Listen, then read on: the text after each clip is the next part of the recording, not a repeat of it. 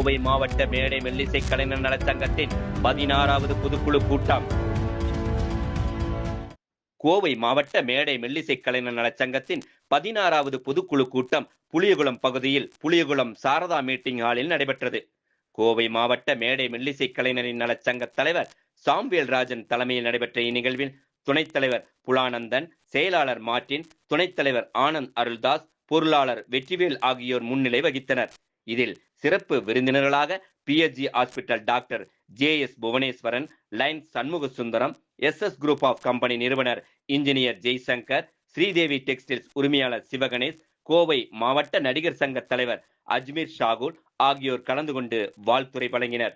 கூட்டத்தில் சங்க வரவு செலவு கணக்கு மற்றும் நிர்வாகிகளுக்கு இன்சூரன்ஸ் மற்றும் நலத்திட்ட உதவிகள் வழங்கப்பட்டது.